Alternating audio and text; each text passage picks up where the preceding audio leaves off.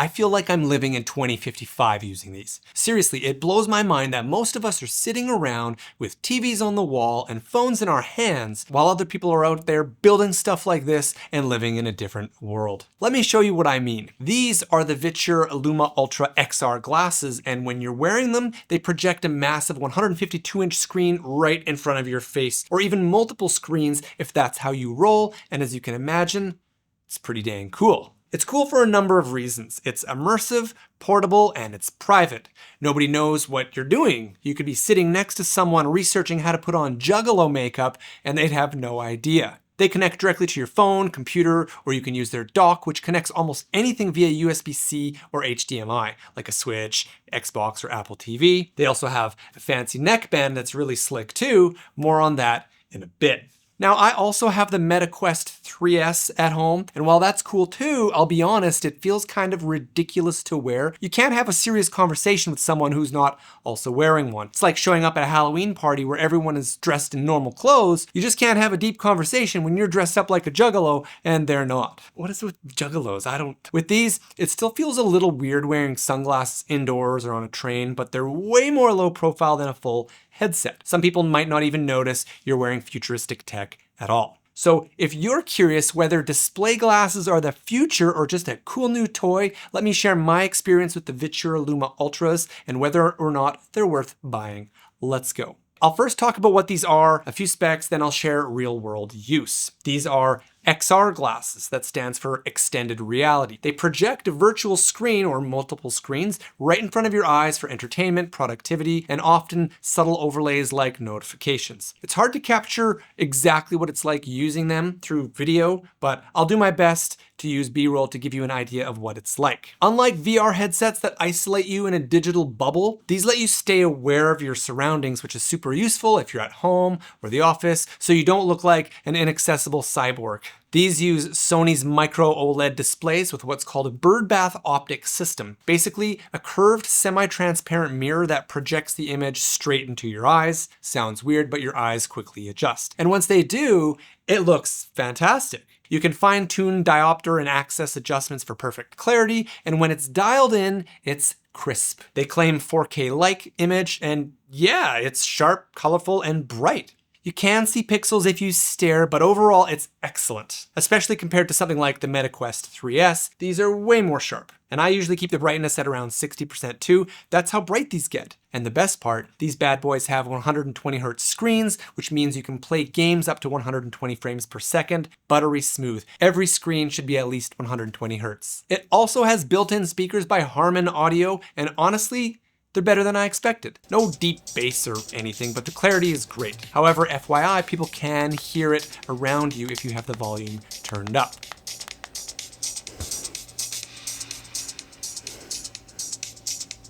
The combo of sound and visuals is already impressive, but then you find the feature that really sets these apart: immersive 3D. These glasses can turn anything into 3D, and I mean anything. Email, Excel, video games, YouTube, Netflix. Somehow it just works. It's wild. This is the kind of feature that makes you want to rewatch stuff just to experience it again. Like, sure, you've watched John Wick, but have you watched it in 3D? Here's the thing though, to use immersive 3D features, you need to use their Spacewalker app. Actually, let me back things up even more. These glasses don't work by themselves. They have no battery or built-in operating system. To use them, you have to plug them into something using their special magnetic connector to USB-C cable, which works instantly with most laptops or phones that support display output. They'll mirror your screen right away, but to unlock features like immersive 3D, triple stack displays, head tracking, etc., you'll need to install their Spacewalker app and maybe a few others. And once you do, that's when these glasses really start to dance. At first, I didn't really get why people would want glasses like these. They felt like a cool but not useful gadget, but the more I've played around with them and actually got the software working, the more they are growing on me. But the big question is, who are these really for? Who's dropping $500 plus unless they're actually useful or just plain awesome? Plenty of people use dual or triple monitor setups, so having a giant virtual screen in front of you makes total sense for those people, especially when you can get that same effect without the desk space or price tag. And since they're portable, you can bring that workstation anywhere. So people that work like that might love these. But where these really shine, I think, is for people who love watching content or playing games alone and being able to do that while commuting or traveling. You get a huge immersive screen all in a case that fits sunglasses. That's dope. Let's talk gaming. To game with these, you can use them plugged into your laptop, or you'll need either the neckband or the Pro dock, neither of which come with the glasses. The dock usually costs $129 US and is basically a smart battery pack that connects your devices and lets your glasses act as a TV for them. It powers and charges a Switch 2 or other handhelds, and even lets you plug in a second pair of glasses for co-op, which is neat. And because of the 120 Hz screens, games look fantastic, bright, colorful, smooth, and you can connect an Xbox or Apple TV or whatever via HDMI 2, but those things still need their own power to work. And since the dock doesn't run the Spacewalker app, you lose the app's cool head tracking and 3D effects when playing devices plugged into the dock that way. This setup really shines with the Switch 2 or other compatible handhelds, and I'll admit, I thought handheld gaming was good enough on its own. I mean, that's what they're there for, right? Gaming on the go. But playing on a 150-inch floating screen hits different. I can see why people would want to use that setup instead. The neckband is another more well-rounded option. It powers the glasses and runs Android on its own.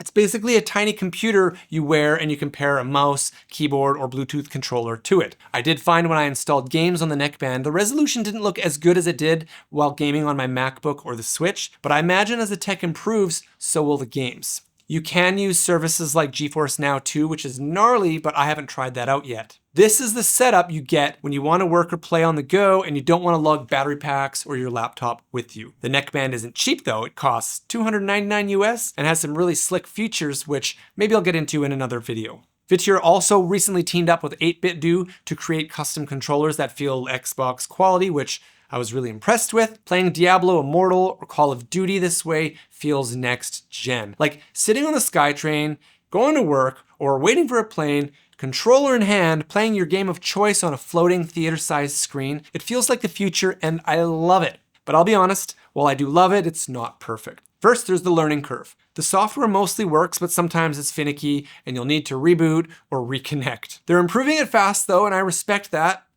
Early adopter life. They support 3 degrees of freedom and 6 degrees of freedom, meaning full tracking in every direction, but few apps use it yet. Cool tech, not essential. I haven't really found any uses for 6DoF yet. And I'll be honest, the display isn't flawless. The top edge gets cut off for me slightly. Like when you furrow your brow and you see your eyebrows, that's like what the screen is like. It's subtle but noticeable. The magnetic nose pieces really help, but still, it's not perfect for my face. However, when using the Spacewalker app, I can adjust the screen to fit perfectly. And I'm pleasantly surprised I'm able to wear these for a couple hours and it doesn't hurt my face or anything at all. It's impressive. However, they can get quite warm. Both the right arm of the glasses and the neckband heat up while under load. It doesn't burn, but you do notice it. And the cables, they're slightly annoying. I don't know. I think until these are fully wireless, I'm not sure I see them becoming mainstream. Most people don't want to carry around all the accessories and cables needed to make this shine, even though it's really cool. I think if there's ever a way they can do that wirelessly, that's when it'll really take off. So should you buy the Viture Luma Ultra Pro XR glasses right now? This feels like the next step toward the future where wearable displays replace laptops and TVs entirely. Honestly, I could see a lot of people falling in love with these right now and using them as their main display for most of the content they watch or the games they play. When they're alone anyway. This is definitely a solo product. For me, I enjoy using it most paired with my MacBook for productivity, immersive content watching, and playing games. It seems to work best paired with a laptop, but the neckband is cool too, but I'm still figuring that out. I also love that you can plug it in directly to your phone and to use that in a pinch, but that can drain your battery pretty quick. If I was commuting or traveling a lot, I would probably invest in the glasses and the neckband as it offers a lot of cool features and can be used for a few hours on the go without needing a laptop. It's nice and portable. And if I was into a good game, I would pick up one of their Bluetooth controllers as well, as it works together. But it also works with any existing Bluetooth controllers if you have one, so you can save money there. While I don't think everyone should buy it, for the people who might be on the fence,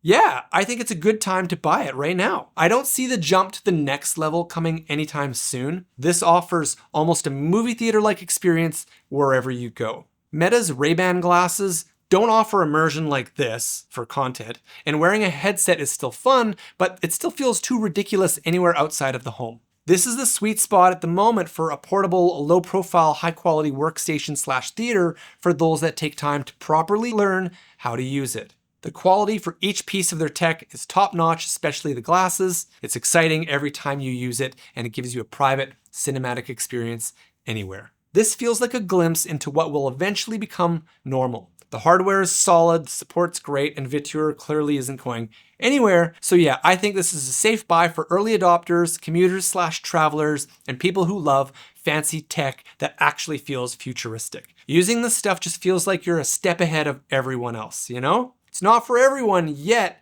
but it's damn cool. Good job, Viture.